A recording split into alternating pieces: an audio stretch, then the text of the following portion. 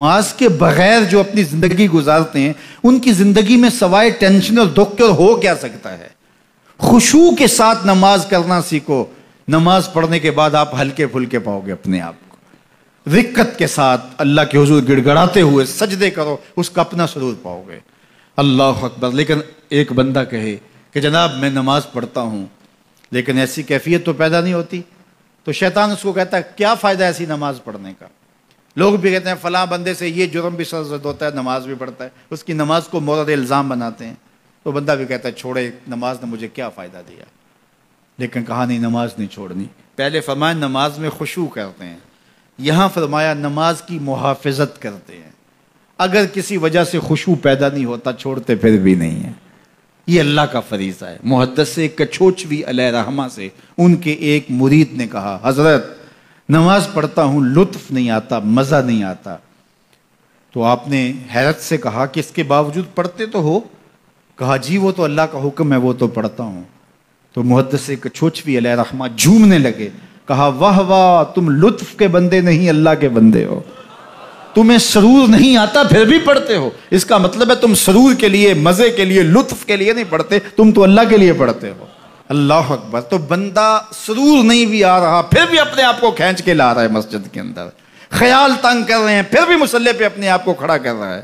سوچیں اس کو آوارہ پتے کی طرح کبھی ادھر پھینکتی ہیں کبھی ادھر پھینکتی ہیں، لیکن پھر بھی وہ کھڑا ہوا ہے کہ میں نماز پوری کر کے جانی ہے. بار بار کبھی بھولتا ہے لیکن پھر دوبارہ نیت مان کے کھڑا ہو جاتا ہے، نہیں میں پوری کر کے جانی ہے. یہ کیوں کرتا ہے؟ میرے اللہ کا حکم ہے. تو خشوع کی وہ کیفیت نہ بھی ہو تو کہا محافظت پھر بھی کرتے ہیں. یہ خوش نصیب لوگ ہیں. اولئک ھم الوارثون. یہ لوگ وارث ہیں. یہ لوگ جن میں یہ خوبی ہیں یہ وارث ہیں. کس چیز کے وارث ہیں؟ مال کے، دولت کے، کوٹھیوں کے، کاروں کے، محلات کے. کہا الذین یرثون الفردوس. یہ جنت الفردوس کے وارث ہیں. ہم فیہا خالدون. اس جنت سے وہ کبھی الگ بھی اس میں ہمیشہ رہیں گے. چونکہ موت کو بھی موت آ چکے گی، اب موت بھی نہیں، اب ہمیشہ رہیں گے.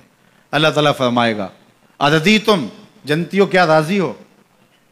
اہل جنت کیا تم راضی ہو؟ تو وہ کہیں گے ہمیں کیا ہوا کہ ہم راضی نہ ہوں، ہمیں تو وہ ملا جس کا ہمیں تصور بھی نہیں تھا. ہمیں جنت مل گئی، محلات و قصور مل گئے.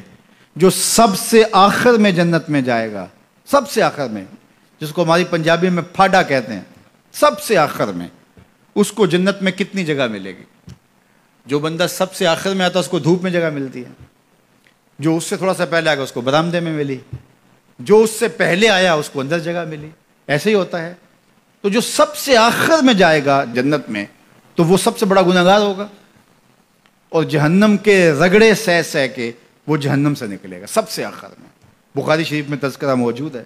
اللہ کے حضور حاضر ہوگا اور اللہ اس بندے کو کہے گا بتا کیا چاہیے. وہ کہے گا مالک مجھے یہ چاہیے. اللہ فرمائے گا لک ما تمنیت، جو تو نے آرزو کی جا سب کچھ میں نے تیری جھولی میں ڈال دیا. اب جنت میں چلا جائے گا. اب اس کو تو یہ ہوگا سایہ دیوار میں جگہ مل جائے تو غنیمت ہے. جنت کے کسی درخت کے نیچے جھونپڑا لگا لوں تو کافی ہے. چلو کوئی 2 مرلے کا 3 مرلے کا کٹھیا بھی مل جائے تو کافی ہے. اس کے لیے تو اتنا ہی کافی کہ جہنم سے نکل گیا. لیکن اس کو کہا جائے گا جا جنت میں چلا جا، اور تیرے لیے جنت میں دنیا سے 10 گنا جگہ ہے. دنیا سے، بخاری کی روایت، 10 گنا جگہ. یہ 7 بر اعظم پہ پھیلا ہوا جہاں، اور اس کو 10 سے ضرب دے، اتنی جگہ اس کی ہے جو سب سے آخر میں جائے گا.